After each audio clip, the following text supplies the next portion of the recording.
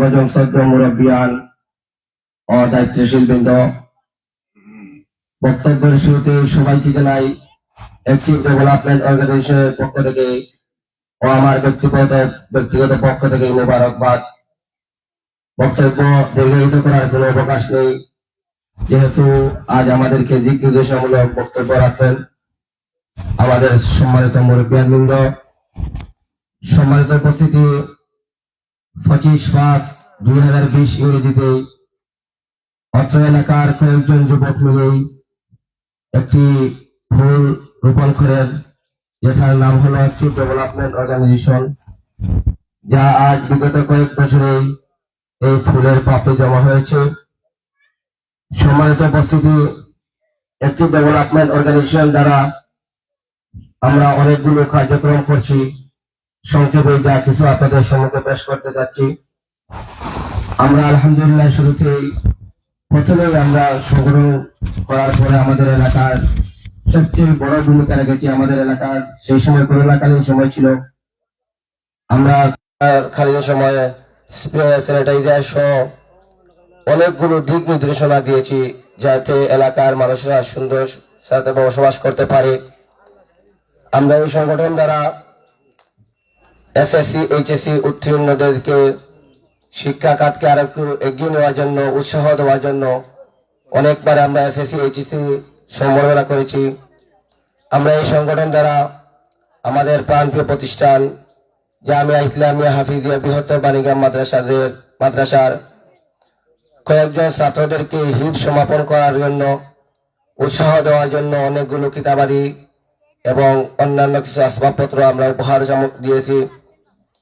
আলহামদুলিল্লাহ, আমরা এই সংগঠনের দ্বারা প্রতি বছরেই আমাদের গ্রামের প্রতিটি ঘরে ঘরে আমাদের সদস্যবৃন্দরা রমজানিয়া ক্যালেন্ডার আমরা বিতরণ করে থাকি।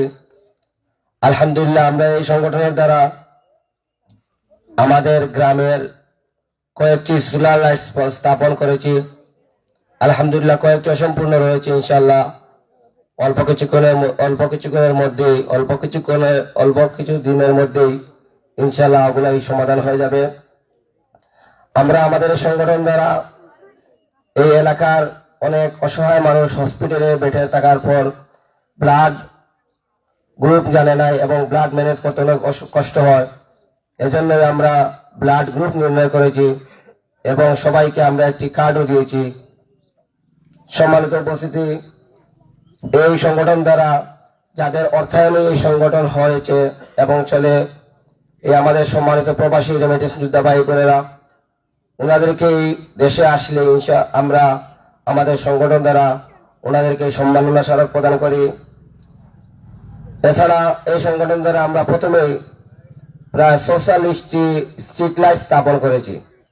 এই সংগঠন দ্বারা আমরা আমাদের এলাকায় কৃষক ভাইদের জন্য আমরা আমাদের এই হাওরের পাশে একটি টিউবওয়েল স্থাপন করেছি। এই সংগঠন দ্বারা আরো সবচেয়ে বড় যে একটা করেছি, অনেক অসহায় মানুষ ওনাদের বাচ্চাদেরকে খতনা করতে পারে নাই।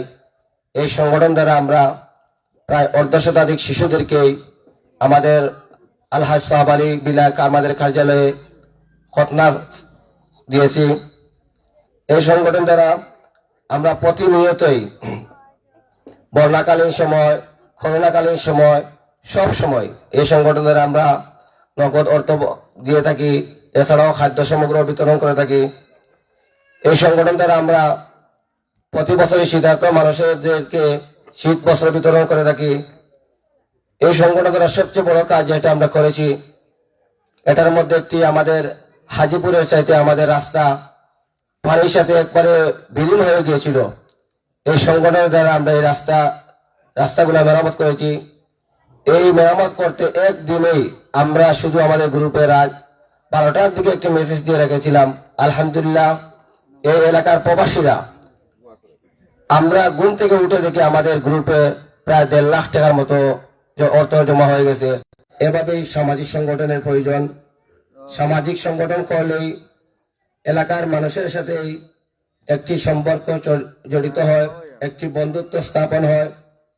সংগঠন করলে এলাকায় যেগুলা সমস্যা থাকে সেগুলা সমস্যা চিহ্নিত করে এলাকাকে একটি মডেল এলাকা করা যায়।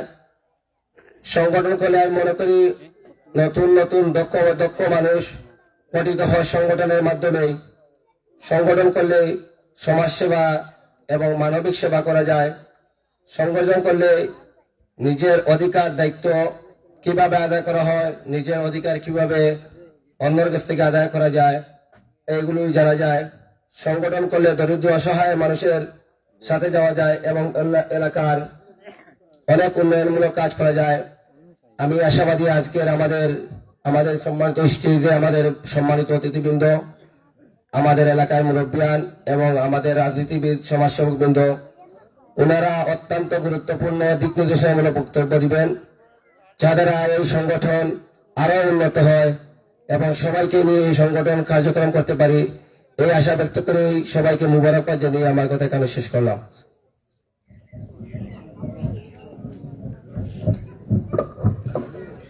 ধন্যবাদ। অত্র সংগঠনের